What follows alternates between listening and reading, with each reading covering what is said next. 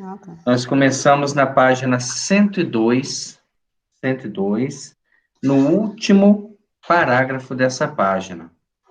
Quando, né, na verdade, a gente está estudando aqui o trabalho do médium Antônio Castro, um médium de desdobramento, que foi emancipado do corpo físico sob a ação magnética de Raul Silva e dos trabalhadores espirituais daquela casa, que recebeu um capacete na forma de antolhos, né? Que é aquilo que os cavalos usam para olhar apenas para frente, para ter um único foco, para não se perder com tantas observações que ele poderia fazer, uma vez estando fora do corpo físico, e deslumbrando com todas as imagens, sensações, vibrações, ele desviasse a função do desdobramento e, acima de tudo, perdesse aquele exercício que era, na verdade, um momento onde ele estava indo ao mundo espiritual reencontrar um companheiro da casa que havia desencarnado de pouco. Mas observaram que naquele momento que ele desdobra do corpo físico, ele tem dificuldades. Primeiro, ele necessita da presença de dois companheiros espirituais para fazer a excursão. E ele passa por um lugar muito difícil, por um nevoeiro, por formas que ele não soube definir. Essas formas clamavam pelo nome dele, ele teve muito medo, ele pensou em desistir daquela excursão. E todas essas sensações que ele vai tendo durante o caminho, ele transmite ao corpo físico, que transmite na reunião. Chegando, né, essas sensações, ele retransmitindo na reunião, o que que acontece? O grupo faz uma prece direcionada por Raul Silva, e essa prece chega até ele como um incentivo. Nós até chegamos a comentar isso na questão, por exemplo, do velório. Imaginemos um velório. Naquele momento, quando a gente está ali, às vezes, né, velando um ente querido, uma pessoa conhecida, um amigo, um companheiro, esta pessoa está em processo de desdobramento, ela está excursionando por esses caminhos, ou até mesmo ainda ligada às impressões físicas do corpo. E a prece é o que a gente tem de melhor a oferecer nesse momento. Mas quando a gente vai num velório, você vê o mínimo de prece e o máximo de conversação sem proveito. Tem pessoas que se especializaram em contar piada em velório. Outros vão para encontro social. Outros ainda falam assim: ah, a gente é assim, família só se encontra quando morre alguém. E acha isso bonito, né? Aí começa a conversar, aí começa a falar mal daquele que está desencarnando. Nossa, fulano ali, ó. Nossa, aquele ali deu trabalho, viu? Aquele ali aprontou isso, aprontou aquilo. E o espírito no desdobramento, sensível a essas vibrações, pode estar passando por situações dificílimas. Imaginemos nesse quadro que a gente está estudando, que é um desdobramento provocado magneticamente, e ele passa, ele atravessa essas regiões umbralinas e ele sente medo, insegurança, incerteza, ele tenta desistir da caminhada e a prece que impulsiona ele. Então, quando a gente tiver a oportunidade, né, de ir num velório, que é uma coisa muito comum, principalmente em cidade pequena, aonde todo mundo conhece todo mundo é requisitado, quando morre alguém, a gente vai com esse espírito de prece. Se você vê que a conversação está sem proveito, a gente então corrige esse procedimento mental. Eu me lembro certa vez que me buscaram lá no meu trabalho para fazer uma prece no velório, como se não tivesse ninguém lá que pudesse fazer uma prece. Mas a gente foi, graças a Deus eu pude ter essa disponibilidade no dia, e quando eu cheguei lá, mas não, parecia uma briga, e era um velório espírita. Parecia qualquer outra atividade, menos respeito à libertação espiritual de um ente querido.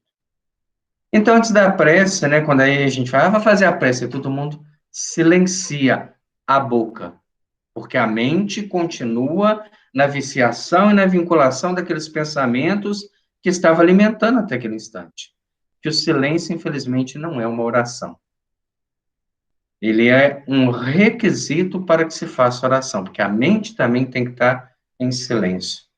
Aí a gente tem a oportunidade de falar assim, já que nós somos espíritas e conhecemos o processo do desencarne, de todas as delicadezas que estão sendo trabalhadas nesse instante, nós vamos respeitar este momento. E aí sim fez silêncio, até mental. Porque aí, naquele momento, a gente pôde orar em benefício daquela pessoa que até então se conversava sobre tudo, menos respeito à dignidade da vida daquele que estava partindo. Então, voltando ao nosso estudo, quando ele vê essa incerteza, essa insegurança, essa dificuldade, o que Aulos diz, André Luiz? Raros espíritos encarnados conseguem absoluto domínio de si próprio em romagens de serviço edificante fora do carro de matéria densa. A partir do momento que nós deixamos o corpo físico, seja pelo sono, pelo desdobramento induzido ou pelo processo do desencarne, a maioria absoluta não tem domínio de si próprio.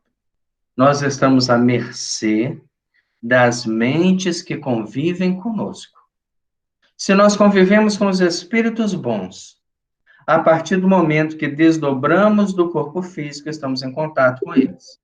E, naturalmente, estamos amparados por eles. Se nós temos o hábito da convivência com os espíritos que são oportunistas, uma vez fora do corpo físico, estamos à mercê do domínio deles, para dar sequência àquilo que já fazemos em pensamento. Habituados à orientação pelo corpo físico, ante a qualquer surpresa menos agradável na esfera dos fenômenos inabituais, procuram instintivamente o retorno ao vaso carnal, à maneira do molusco que se refugia na própria concha, diante de qualquer impressão em desacordo com seus movimentos rotineiros. Então, o que ele está falando? A gente sai do corpo físico, qualquer coisa que nos assuste, a gente retorna. Ele é uma proteção. Você vê que no desdobramento, o que o médium fala? Tenho medo. Quando ele passa naquela região, ele quer voltar, ele quer desistir, porque no corpo ele está protegido. Só que o corpo é temporário, a gente tem que aprender a viver fora dele. Lá que é a verdadeira vida. Aqui a gente está protegido, a encarnação é uma bênção, é uma proteção, é um escudo magnético. Mas e quando estivermos fora? E quando a vida for de impressões mentais ativa?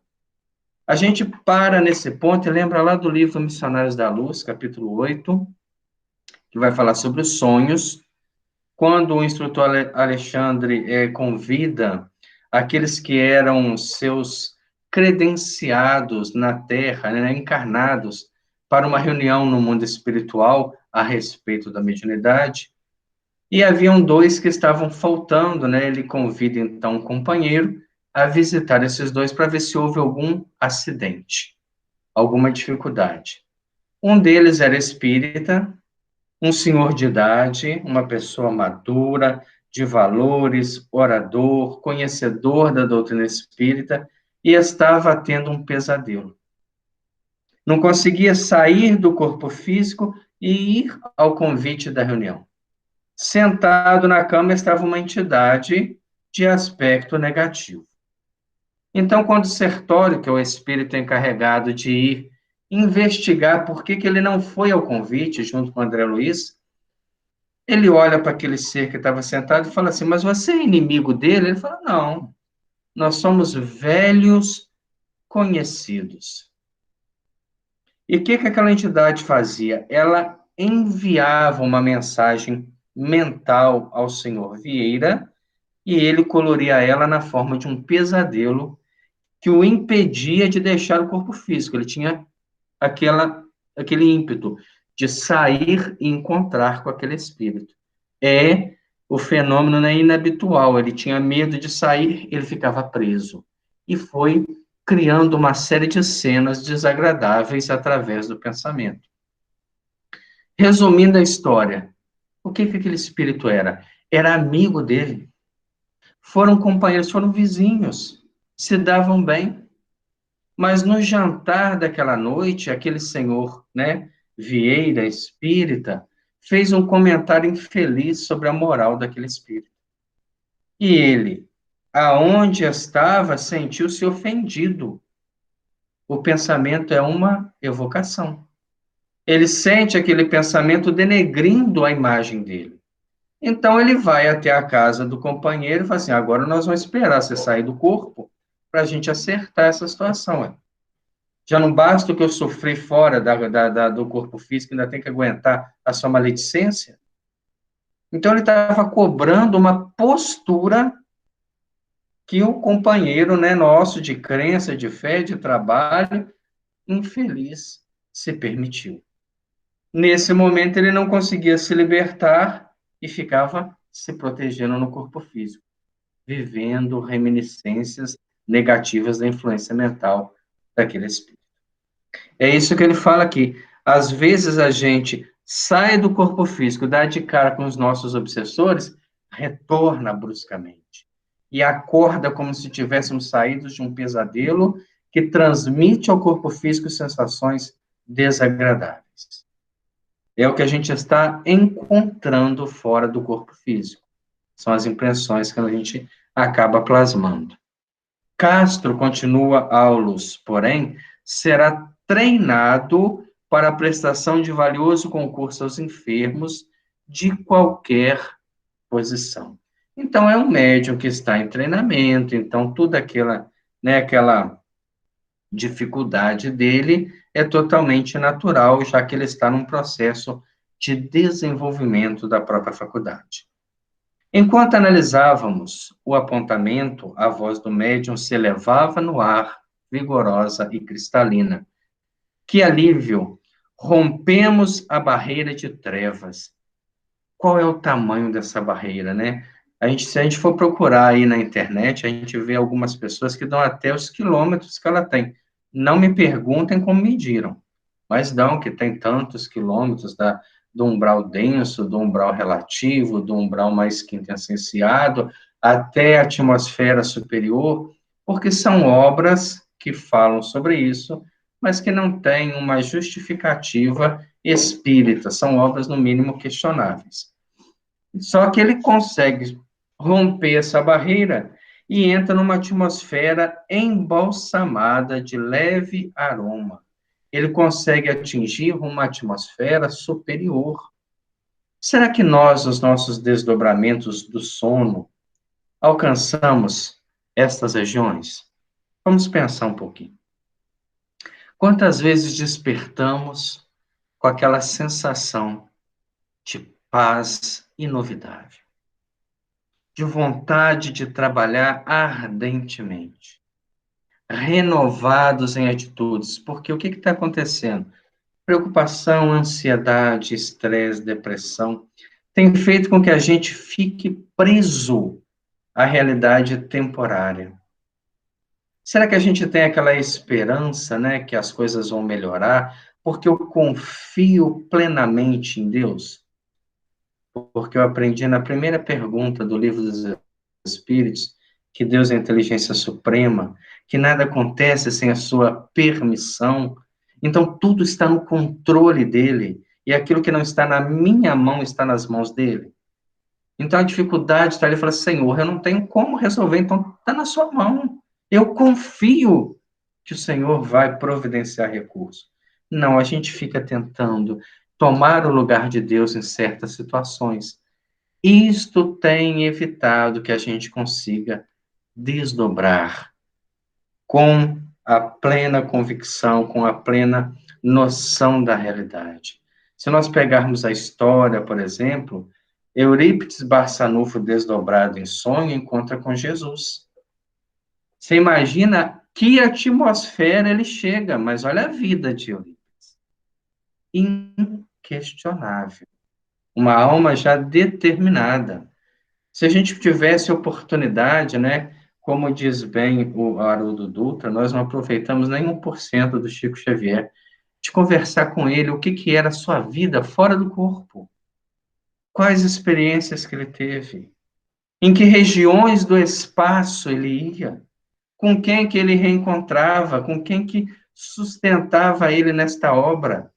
Nós vemos, por exemplo, num relato de Divaldo Franco, então é até difícil a gente localizar, que são vários, mas quando ele faz um relato do ataque cardíaco, do infarto que ele teve, estando sozinho no quarto, no momento que ele cai no chão, ele já desperta na colônia Redenção, sentado num banco, vendo a colônia, vendo o desdobramento da Mansão do Caminho, porque é uma obra que existe na colônia Redenção, ele apenas plasmou ela aqui na Terra, assistindo tudo aquilo, tendo a sua mãe sentada ao seu lado. O corpo está lá passando dificuldade, morreu, não morreu, está em parada, está ele já estava no mundo espiritual. Ele nem passou por caminhos, porque o seu grau de vibração é incompatível com qualquer vibração inferior. Então, no momento de desdobramento, eles ascendem o mundo superior, como Simão Pedro, quando reencontra com Jesus em sonho. Então, talvez, trazendo isso para a nossa realidade, nós todos passamos pelo fenômeno natural do desdobramento. E esse desdobramento nem sempre está sendo lúcido. Os nossos sonhos são confusos, são simbólicos, são cheios das nossas preocupações e ansiedades, são as conversas que temos durante o dia, são os programas que assistimos na televisão, são as notícias que lemos na internet. Tudo isso faz uma bolha em volta da gente que, uma vez liberto do corpo físico, ficamos revivendo essas experiências. Tarcísio, Oi, Rita. eu vi uma reportagem essa semana e eles estão falando, uma reportagem científica mesmo, dizendo que as pessoas estão tendo sonhos parecidos, pesadelos, por conta do consciente coletivo do inconsciente coletivo que está gerando a questão da pandemia. Uhum. Entendeu? Eu até essa semana, eu achei engraçado que eu sonhei, e em seguida, na sequência, antes de acordar, eu sonhei que eu estava contando o sonho para alguém. Isso nunca tinha me acontecido. Aí eu fiquei pensando, será que é um nível de sonho diferente? Né? Olha as dimensões que a gente adentra, né? A dimensão da experiência e uma segunda dimensão de você já estar compartilhando essa experiência Eu antes estava de voltar contando, ao mas é corpo tão físico. claro para mim. Aí a hora que eu acordei, eu falei, poxa, mas eu estava contando, sonhei que estava contando o sonho anterior. E foi na mesma noite, a mesma coisa. E nesse momento, né, quando a gente desperta, você tem uma noção muito grande do sonho, em detalhes, frases que foram colocadas. Mas aí, às vezes, a gente fica com preguiça de anotar, porque às vezes ainda é de madrugada, e a fala assim, vou só, né, amanhã eu anoto, né, mas aí você cochila de novo, isso tudo acaba ficando mais Eu, eclipsado. por exemplo, na hora eu lembrei até o que era. Hoje eu já não sei te falar mais. Eu não anotei. E eu vim É, anotando, né, ultimamente, mas agora eu é a parei de anotar. orientação da espiritualidade para que a gente anote, porque sonho tem simbolismo. Se a gente pegar, por exemplo, a história do químico Kekulé, ele que desenvolveu o anel aromático do benzeno, ele chegou a essa conclusão química num sonho, porque ele já havia se dedicado anos naquele desenho da fórmula estrutural plana, até um dia que ele sonhou com uma cobra que mordia no próprio rabo. Mas o formato que ela fez é o formato da fórmula estrutural plana do benzeno. Quer dizer, ele levou para a área do sonho a busca e no simbolismo que ele teve de uma forma geométrica, formou-se para ele, ajudando ele no seu trabalho. E ele relata isso na sua própria biografia. Mas aí você tem que estar atento para ver isso, né? Porque você vai sonhar e daí? Imagina a gente, vai jogar no bicho no outro dia, né? Ah, sonhei com cobra. Em vez de trazer o simbolismo para a realidade. Ele trabalhou até altas horas da madrugada, já havia anos tentando chegar àquela fórmula, aquele desenho, mas não conseguia. Então, no momento que ele cochilou de frente para a lareira, né, estava muito frio, ele tem esse insight. esse sonho. E ele é rápido. É aquele cochilo que ele tem, aquela informação desperta. Na mesma hora ele desenhou, patenteou a obra, dada a ele até hoje, mas veio através do sonho. Então a gente vê o desdobramento, ele é um momento de grande importância, porque a gente vai adentrar um universo que pode fazer diferença na nossa vida.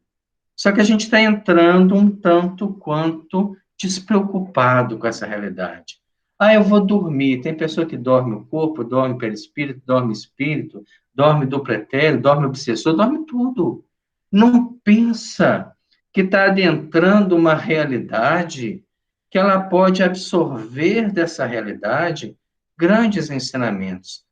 Há espíritos, como na estrutura montada pelo instrutor Alexandre no livro Missionários da Luz, que fazem cursos da mediunidade durante o sono, para quando acordarem, estarem inspirados a ministrarem esses cursos na casa espírita.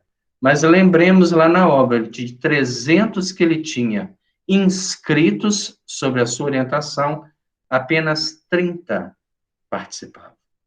Os outros 270 estavam sem condições de prestar qualquer tipo de trabalho e ajuda ao plano espiritual. Nós temos também na obra de Manuel Filomeno de Miranda, Loucura e Obsessão, uma passagem interessante sobre o sonho, aonde o trabalho é feito num terreiro de Umbanda, numa casa espiritualista, mas no desdobramento do sonho, todos os médiuns retornavam à casa. Todos. Eles tinham tanto amor ao trabalho e responsabilidade que eles faziam o trabalho, terminavam primeiro, né, aquela introdução que é feita com a nossa presença física, iam para casa dormir, dava determinado horário, retornavam e desdobravam o trabalho da desobsessão. Por isso alcançou os objetivos. Nós temos naquele livro 3 atendimentos que são fantásticos. É um autista, um esquizofrênico, um problema de homossexualidade obsessiva, tratados ali, através do quê? Comprometimento e amor à doutrina que eles professavam. É o que falta a gente como espírita. Nós estamos muito racionais. Ah, isso não é bem assim, não é dessa forma, o livro dos médios está ultrapassado, então o que a gente vai seguir? É complicado. Nós devemos pegar profundamente as experiências igual essa obra, que nas palavras de André Luiz é um curso de ciência mediúnica, para retirarmos dela experiências para implantarmos em nossas reuniões mediúnicas. Para isso a gente está aqui, né, debatendo um pouco uma experiência de um médium. Talvez a gente não tenha no nosso trabalho um médium de desdobramento, mas somos todos pessoas com a capacidade de desdobrar através do sono físico. Então, quando ele chega nesse estado, nessa atmosfera, ele fala: brilham as estrelas novamente. Então, quer dizer que no umbral ninguém vê estrela. Porque enquanto ele atravessou as regiões inferiores de alto nevoeiro, ele não citou nada disso. Brilham as estrelas novamente. Ó, é a cidade de luz. Imaginemos isso. Imaginemos o que seja uma cidade de luz, né? Algo, às vezes, até difícil para a nossa concepção. Torres fulgurantes elevam-se para o firmamento. Estamos penetrando um grande parque. Oh, meu Deus, quem vejo aqui a sorrir-me é o nosso Oliveira. Como está diferente, mais moço, muito mais moço. Isso a gente comentou na semana passada, plasticidade do perispírito. Não quer dizer que a gente está manco, velho, encarquilhado, torto, careca, sem dente, com glaucoma, que vamos ficar assim no mundo espiritual. Essas deficiências orgânicas, degenerescência orgânica, pertencem à matéria, por maus cuidados, por expiação, por dificuldade, mas são orgânicas. O espírito que desencarnou totalmente defeituoso deve recobrar o equilíbrio no mundo espiritual através do quê? Do uso da mente. Lembra aqui do nosso Castro, dois estudos atrás. Ele sai do corpo físico e não consegue nem plasmar a roupa igual a roupa que ele tinha. Ele estava com um roupão branco que cobria os pés, porque ele não tem controle mental para isso. André Luiz, quando tem alta do hospital no mundo espiritual, pergunta, mas eu vou sair desse jeito? Vestido como um doente? Elísias diz, não, eu vou te ensinar a plasmar uma roupa. É mental, é pensar e criar. Nós temos lá no livro dos médiuns a história de uma senhora que estava doente, que é visitada por um senhor que leva uma caixinha de rapé. Era o hábito que ele tinha de cheirar rapé, né? Um hábito de pessoas mais antigas, e ele, desdobrado do corpo físico, preocupado com ela, faz uma visita espiritual e leva consigo as características que o pensamento dele criava. Então, naquele momento, ele tinha uma caixinha e ela naquela, né, êxtase da doença, vendo ele perfeitamente. Depois ela foi agradecer e falou que nunca tinha ido na casa dela, porque foi em espírito, em desdobramento, nem conservou o pensamento, né, a lembrança, mas fez a visita. Se nós pegarmos o livro A Luz do Consolador, quando o pai de Ivone Pereira conta sobre o seu desencarne, ele vai colocar duas questões do pensamento que às vezes a gente passa batido na leitura. Aliás, são três questões interessantes. Primeiro, ele está sentado, aí ele tem vontade de ler o jornal, porque ele tinha hábito todo dia ler o jornal. Então ele olhou para o lado, o jornal estava ali. E ele ainda fala assim, eu estava tão distraído que eu não vi quem colocou o jornal. Era a sua criação mental. Aí ele leu o jornal, ele tomou café, ele fumou um cigarro. Da onde que veio isso? Da própria mente, que plasmou. Aí ele levanta, sentindo bem, olhou tudo e pergunta, gente, eu estava doente, eu não estava nem andando. Aí começa a recobrar a memória espiritual. Havia 3 dias que havia desencarnado e estava nesse estado. Mas nós que somos espíritos lúcidos, esclarecidos pela doutrina espírita, a gente não vai ter essa dificuldade. Nós vamos ajudar os mentores espirituais. Imaginemos que a gente acorda a determinado momento e os espíritos falam assim, aqui, meu amigo, você desencarnou. Aí você fala, ótimo, porque isso aí todos nós vamos passar. O que eu posso fazer para diminuir o trabalho de vocês? Porque às vezes vai falar assim, você morreu, meu filho. Não, morte não existe, você está ficando doido. A gente brinca com isso, mas está lá no livro, Além da Morte, da Otília Gonçalves. Quando ela chega no velório, né, que ela estava meio turbulenta ainda, vê o corpo dela sendo velado, ela fala, não, eu não quero morrer. Era espírita, era dirigente da Mansão do Caminho e não queria desencarnar. Então ficou 8 dias presa a uma realidade em decomposição, sem necessidade. Então, a gente tem que usar esclarecimento na hora da prática, porque a instrução é o quê? É um manancial que a gente vai ter para saber tomar melhores decisões. Se hoje, quando eu deixar o corpo físico dormindo, eu tiver lucidez e oportunidade, a gente não vai buscar os sítios dos prazeres inferiores, nós vamos buscar as instâncias superiores de ensinamento, de oportunidade. É uma questão de usar o raciocínio e a inteligência, né? Porque eu me lembro, a minha mãe, por exemplo, ela desencarnou com quase 90 anos. E aí ela passou um dia mal na rua e desmaiou e tal. E aí depois ela não queria dormir, ela já estava com a mente um pouco fraca. Ela falou, mãe, tem que dormir. Ela não queria dormir porque ela falou, eu tenho medo de morrer e não saber que eu morri. Aí eu falei, brinquei com ela assim, bom, se você acordar e começar a encontrar a tia fulana, a tia Beltrana, porque a maioria já tinha desencarnado, ela tinha 90 anos, a maioria já tinha Pois é, desencarnado, né? né? Então, eu falei, Fala se assim, você, ó, os se você amigos de começar, infância se você começar a já estão te encontrar com essa, aguardando. é porque você desencarnou, entendeu? Então, olha quanta gente boa que tem do lado de lá. Aí ela dormiu, Ô, Rita, e é tão entendeu? natural essa passagem. A gente É, fica com tanto medo da morte que quando a gente der conta, nós já passamos por ela há dias, meses, talvez até anos. mas se Olha a você conhece, desobsessão. Mas se você sonhar que está morrendo, no instantinho você dá um jeito de acordar. Ah, e de volta para o corpo correndo, né? Com medo de esclarecer a realidade. Mas olha a desobsessão. A maioria dos espíritos chega lá e não tem noção que morreram. Aí estão reclamando que a família não conversa, não cuida, deixa de lado, que mudar as coisas de lugar, que tirar as coisas dele, porque ele não consegue diferenciar o estado que ele está vivendo daquele que ele viveu pela naturalidade que é. Então a gente tem que começar a encarar com essa naturalidade. Morrer não é diferente de dormir. Quando dorme, o corpo físico entra naquela letargia, que é a mesma letargia da morte. A diferença é que a gente vai voltar no corpo, e na morte não.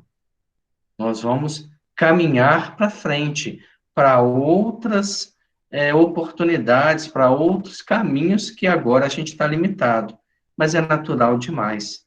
E é importante a gente ter essa consciência, porque vai acontecer com a gente mais cedo ou mais tarde. Aí você encontra com alguém que já morreu, o que você faz? Oi, tem que dizer um oi, não é? Olá, né? Oh, essa é a minha nova realidade, né? Que coisa boa, a vida continua. E essa tem que encarar com Não, naturalidade. e temos que encarar com naturalidade espíritos, não é? Um absurdo um espírita ter medo de espírito. Então, e uma coisa muito interessante é que nós nos apegamos muito aos que nós estamos deixando aqui, a nossa última família, né, carnal, e a gente esquece que nós temos uma família espiritual enorme lá, louquinhos para nos rever e nos reencontrar, né? Então, Realmente. é a saudade do lado de lá. A saudade do lado de lá existe. Nós E tínhamos uma é um companheira consolo. numa casa espírita que a gente frequentava, e ela uma vez disse para mim assim: Ah, mas deve ser muito difícil morrer. E ela já desencarnou, muito nova, desencarnou com 50 anos de idade, através de um câncer que eliminou, né, totalmente a resistência orgânica. E ela, uma vez a gente fazendo um estudo sobre a morte e falando sobre famílias, porque a gente tem a família atual, mas nós temos uma infinidade também de espíritos que convivemos. E talvez quando a gente chegue do outro lado e reencontre, a dor da separação da atual vai ser minimizada, porque você vai ter uma compensação da convivência. E a gente tocou justamente nesse ponto que a Ilse colocou. Aí ela falou assim: Ah, mas eu sou tão apegado ao meu companheiro, como é que eu vou pensar em deixar ele aqui e conviver lá? Hoje ela deve estar pensando nisso, porque o companheiro está encarnado, os filhos, já com noras e tudo, e ela no mundo espiritual. Então é uma realidade que a gente precisa trabalhar, porque eu não tenho a garantia. Hoje eu estava mexendo no Facebook, eu vi lá aniversário do tio Cid, 94 anos. Uma bênção. Tá lúcido, tá esperto, tá bem na foto e tudo. Mas que garantia nós temos que vamos ficar na Terra tanto tempo? Quem sabe a gente vai ficar mais 2 dias, 3 dias, um ano, 6 meses? Então a gente precisa ter o quê? Essa convicção que um momento a gente vai e aí daí para frente a vida que segue. Só para a gente voltar ao nosso estudo, há um desdobramento do Divaldo que a gente comentou, que é muito parecido com essa história. Ele vai reencontrar um frequentador da Mansão do Caminho, amparado por Joana de Ângeles. Ela até pediu ele silêncio mental, que ele não entendeu bem, só foi entender isso quando chegou no mundo espiritual. E quando ele chegou lá, o espírito estava sendo despertado. Ele saiu daqui adormecido, permaneceu adormecido, e o quadro é muito bonito, porque quando ele chega ao lugar que ele estava internado, a mãe que havia antecipado ele na desencarnação estava lá acariciando os cabelos dele, tudo, e ele desperta, né? E fala: Mãe, mas a senhora já morreu. E ela fala: E você também, meu filho. E ele então fica numa felicidade de que agora ele poderia conviver com ela, e o Divaldo assistindo tudo. Aí ele vê o Divaldo que foi lá ver, fala: Divaldo, você morreu também?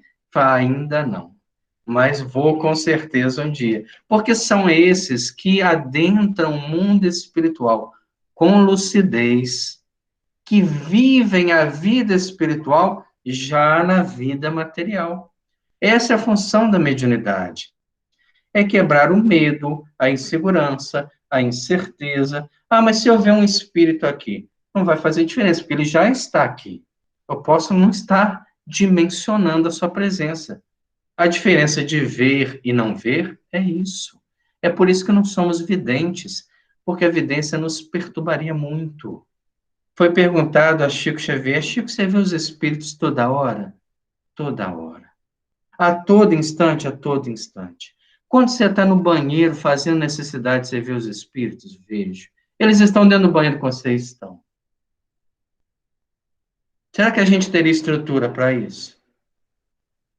É complicado, porque o próximo capítulo vai falar sobre esse exercício da clarividência. Por que Porque isso assim, não é tão assim? o médium ainda vai ficar em dúvida se está encarnado ou desencarnado, né? Ou Chega um não? ponto, né? Até tem uma palestra do Geraldo Lemos que fala sobre isso, Rita, que foram duas pessoas a visitar Chico Xavier, mãe e filha, e ele vai dar um abraço na mãe, vai dar um abraço na filha e vai dar um abraço no vento.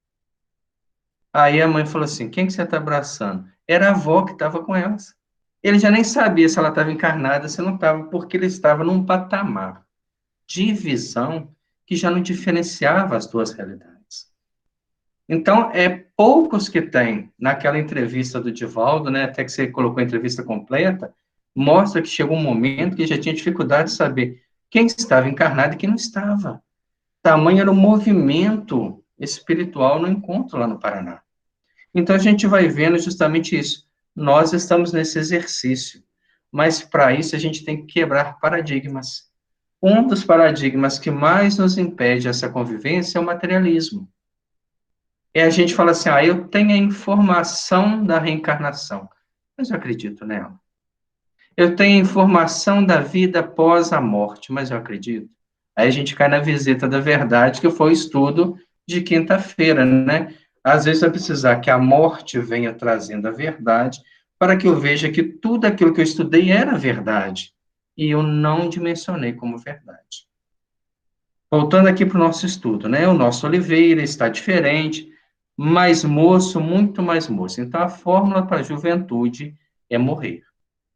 A gente morreu, vai rejuvenescer, vai acabar com o reumatismo, vai acabar com a artrose, Olha, vai fazer plástica, nós vamos ficar bonito de novo, olha aí. porque, tá vendo? A gente fica até animado a morrer, até animou a desencarnar, Vamos porque a treinar, gente... plasmar isso, vamos treinar. Tem que treinar, plasmar gente bonita. Eu, quando me encontro, assim, em sonho, com minha tia, minha mãe, elas estão sempre numa meia-idade bonita. Eu acho que elas escolhem, você Sim, escolhe uma idade que você acha mais plena, mais bonita. Sempre lindas, onde a gente está velhas e com a doentes. nossa maior dimensão da maturidade espiritual. Geralmente a gente retorna até esse ponto e mantém o quê? Uma beleza dos sentimentos que começam a propagar de nós. Da mesma forma, se adentrarmos um umbral inferior, aí vai ver o que ele viu lá. Formas que ele não conseguia definir. Pessoas em condições de animais, em condições de vegetais, por processos obsessivos crônicos, porque o perispírito, por ser maleável, segue sempre o domínio da mente, não quer dizer da nossa, mas daquele que nos domina. Como no mundo espiritual superior não há um domínio mental e uma educação de princípios, nós nos autodominamos. No mundo espiritual inferior há hipnose, há o domínio mental. E uma coisa também que a Us colocou que é importante é o quê? Essa plasmagem espiritual a gente pode fazer agora, porque as células do corpo físico também obedecem ao comando mental. Então, se eu olho para o espelho e falo: nossa, como é que eu estou acabado, eu estou doente, eu estou sem vitalidade, essa realidade começa a invadir meu corpo. A gente está fazendo até um curso com o Falcone, né, até o dia 20, que é uma programação de PNL, ele fala sobre isso, são 300 milhões de células que estão sob o domínio da nossa mente, a todo instante. Você pensa, elas obedecem àquele pensamento. pensam em outra coisa, elas obedecem. Então, elas estão quase que sem rumo, porque o nosso pensamento bagunça a funcionalidade dos sistemas. Quando a gente começa a educar o pensamento, a gente começa a plasmar uma série de situações positivas para a nossa vida. Mas isso, Lágrimas copiosas. Oh, pois não. desculpa, isso também Não, muito em função da nossa fé, que ainda é menor que um grão de mostarda, não é?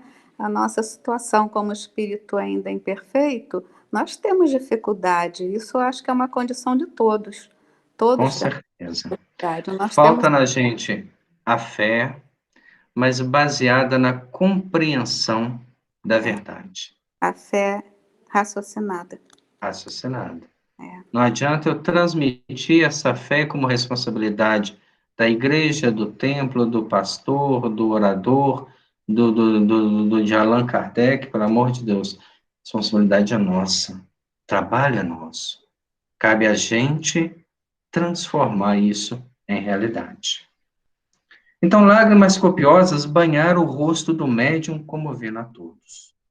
No gesto de quem se entregava um abraço carinhoso de coração a coração, o medianeiro continuou: Que felicidade, Oliveira, meu amigo, que saudade de você. Por que razão teríamos ficado assim sem a sua cooperação? Sabemos que a vontade do Senhor deve prevalecer, mas a distância tem sido para nós um tormento. A lembrança de seu carinho vive em nossa casa. Seu trabalho permanece entre nós com inesquecível exemplo de amor cristão. Volte, venha incentivar-nos na sementeira do bem. Amado amigo, nós sabemos que a morte é a própria vida. No entanto, sentimos sua falta. É muito bonito essa parte que o médium passa para ele, porque é muito sincero. Tem o conhecimento, mas a falta sempre vai ser sentida.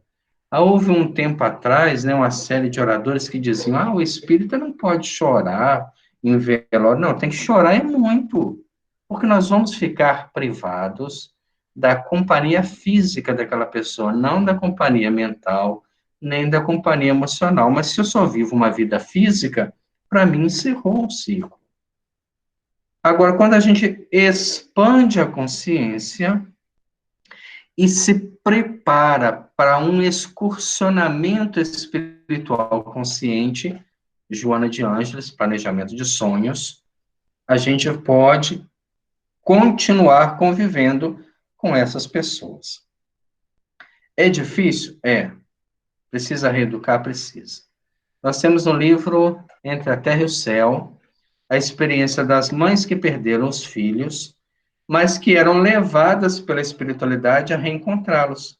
Então, elas estavam naquela depressão, naquele sofrimento, naquela angústia, mas a espiritualidade levava elas aos sítios onde as crianças ficavam, eram filhos pequenos, recém-nascidos, natimortos, e eles ficavam numa creche, elas reencontravam e voltavam muito mais sem aquele sofrimento profundo, um tanto quanto mais calmas, aceitando um pouco mais a realidade.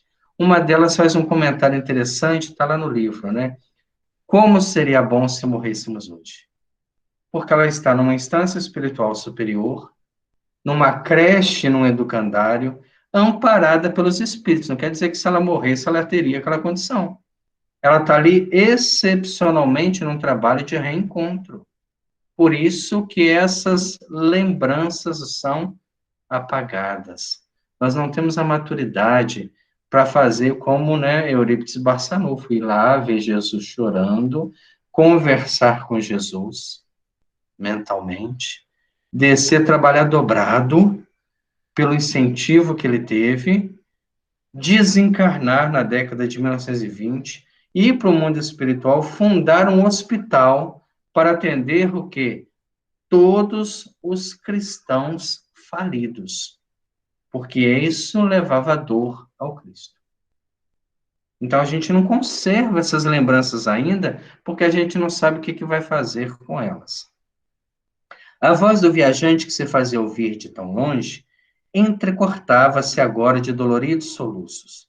O próprio Raul Silva, o dirigente da reunião mediúnica, Mostrava-se igualmente os olhos marejados de pranto. Aulos deu-nos a conhecer quanto ocorria. Oliveira foi um abnegado trabalhador nesse santuário do Evangelho, desencarnou há dias. Olha que coisa interessante. Poucos dias. Não havia 30 dias ainda da sua partida, ele já está lá no mundo espiritual, sentadinho numa praça, convalescente, mas lúcido. Por quê? Porque viveu a verdade na vida, ou fez o maior desafio que é a proposta nossa. Enxergou neste mundo com os olhos do mundo espiritual.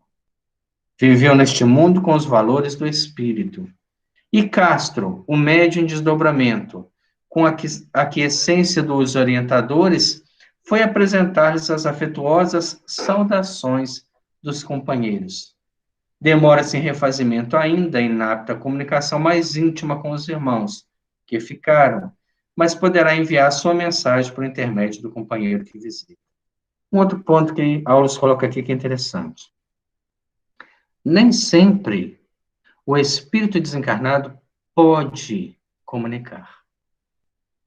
Na maioria das vezes, ele precisa de um intermediário, principalmente quando ele está num estado de convalescência.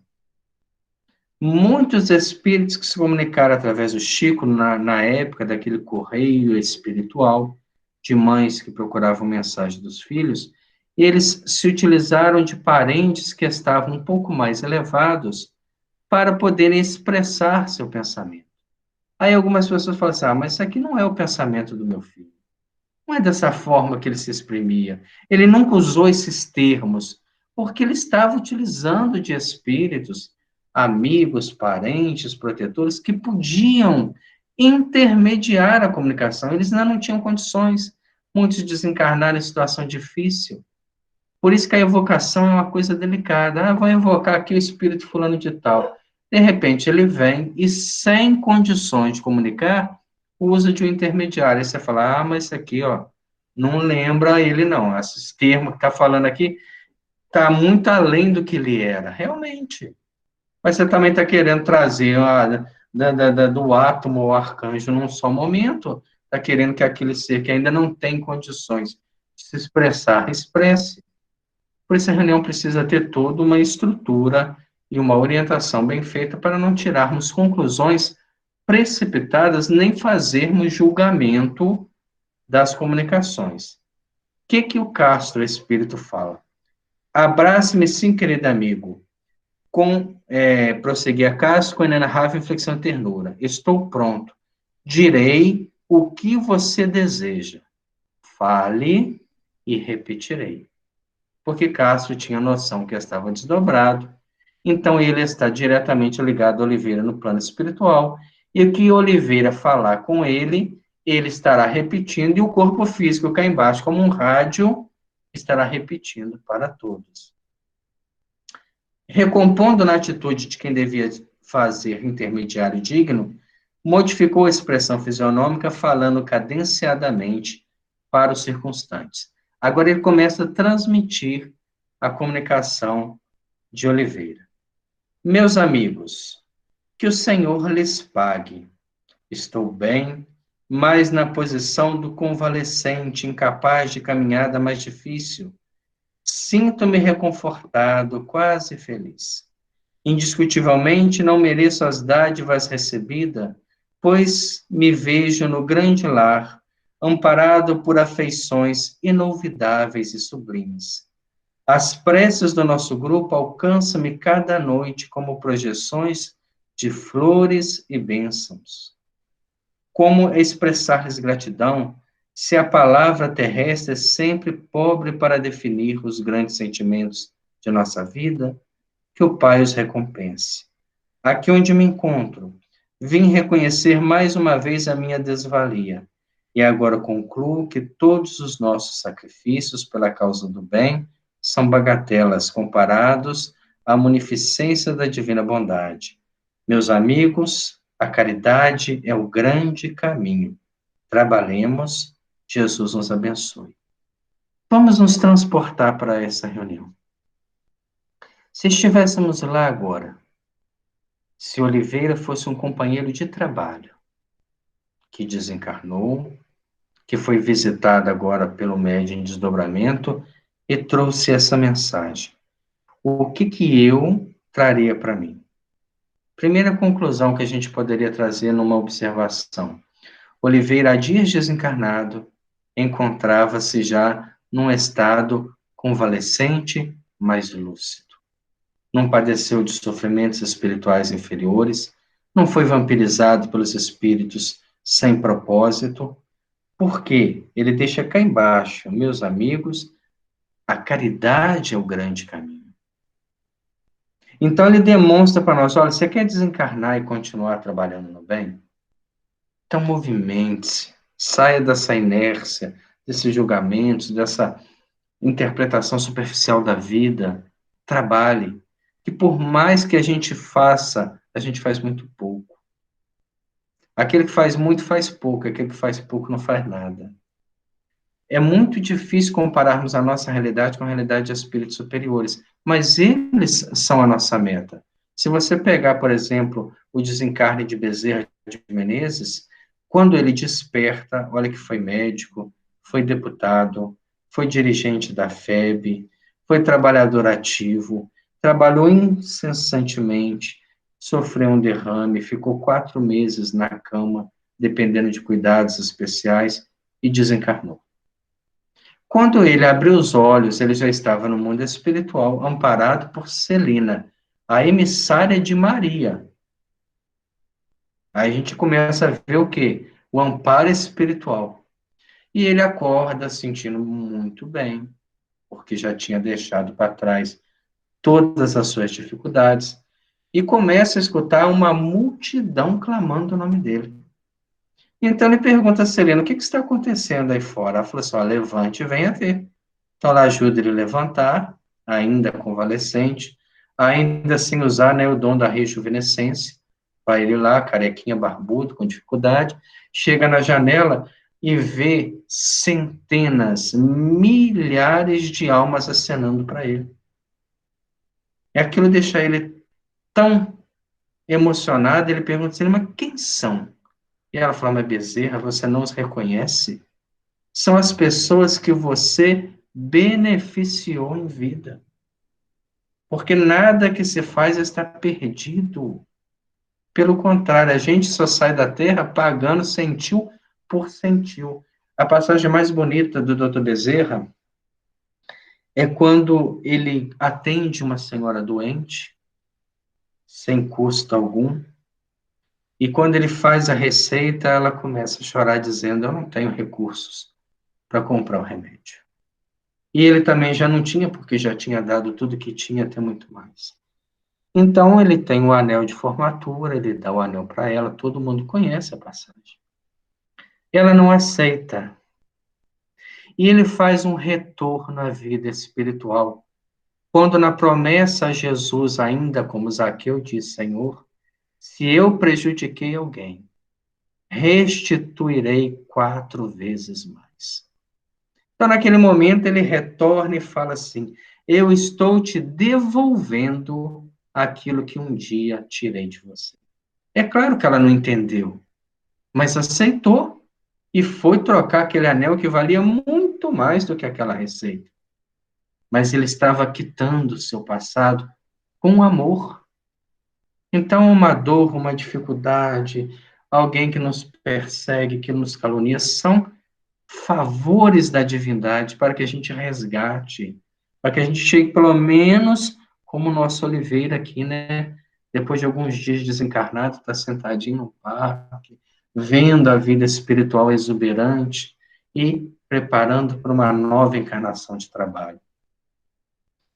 A voz de Castro apagou-se nos lábios e daí a instantes vimos-lo regressar, amparado pelos irmãos que o haviam conduzido, retomando o corpo denso com naturalidade. Reajustando-se qual se o vaso físico absorvesse de inópino, acordou na esfera carnal na posse de todas as suas faculdades normais, esfregando os olhos como quem desperta de grande sono. O desdobramento em serviço estava findo, E, com a tarefa terminada, havíamos recolhido preciosa lição. Quando a gente termina esse capítulo, né, pela segunda vez, nós terminamos semana passada, a gente começa a repensar várias situações da nossa vida. Toda vez que nós sonhamos com alguém que já desencarnou e vivemos uma experiência nova, que os psicólogos tanto estão tentando responder, né? Como é que eu posso sonhar com alguém que já morreu? É natural, você tem imagens, mas vivendo uma experiência nova. Ou aquela pessoa te falando de algo que faz sentido na sua vida hoje. Isso é uma comunicação entre espíritos. É a mediunidade onífera que se faz no sono. É natural para que a gente possa trabalhar com ela naturalmente. Por isso todos somos médios, dizia Allan Kardec. Todos temos essa oportunidade todos os dias. Porque somos médiums todos os dias, todos os momentos da vida. Então, na noite de hoje, antes de entregarmos o corpo ao entorpecimento orgânico, nós vamos orar profundamente a Jesus.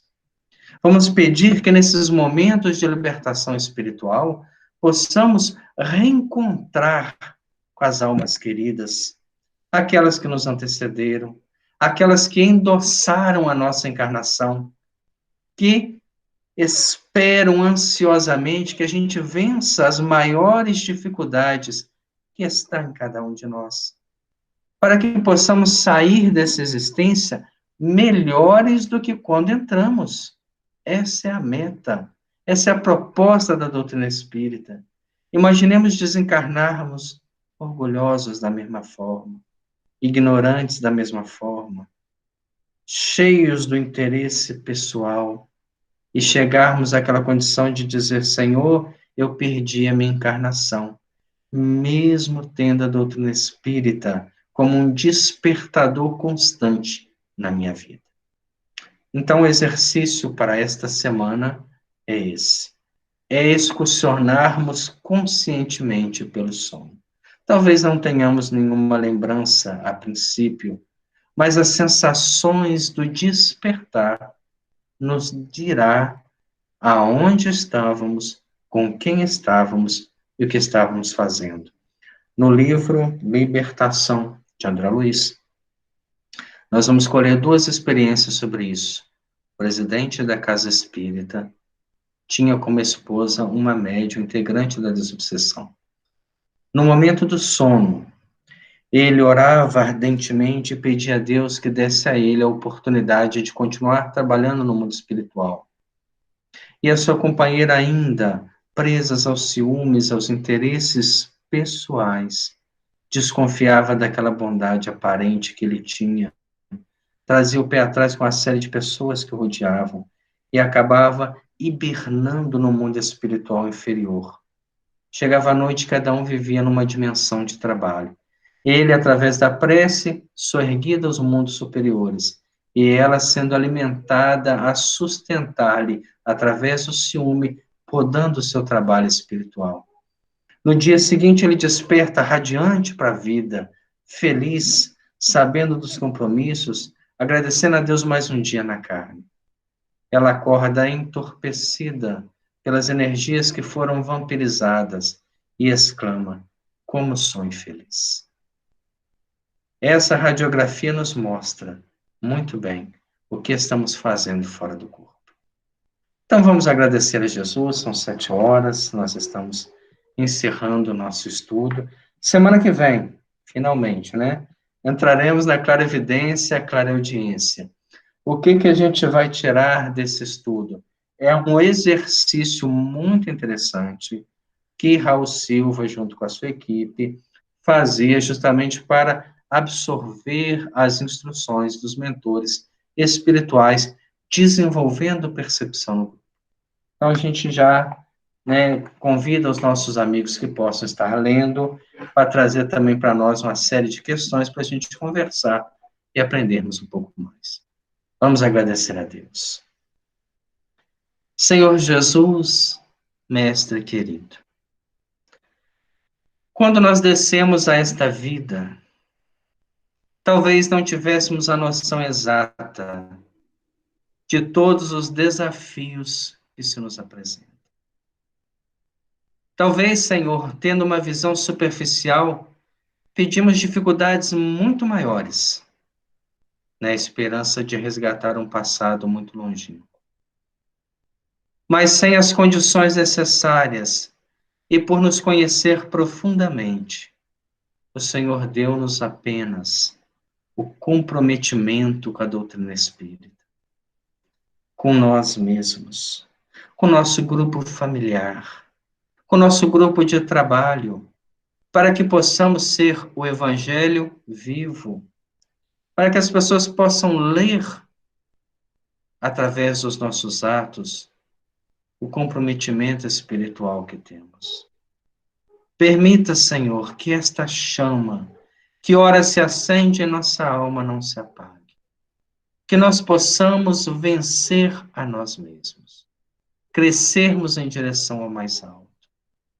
Aproveitar esta oportunidade, esta encarnação de bênção, porque através dela estamos em contato direto com a verdade. A verdade nos mostra o quanto somos pequenos, o quanto ainda somos miseráveis, mas também nos dá coragem de limpar as nossas chagas e crescermos em direção a Ti.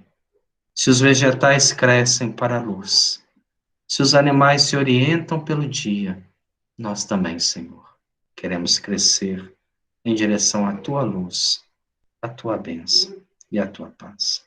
Permaneça conosco hoje, agora e sempre. Fique conosco, Senhor. Que assim seja. Graças a Deus.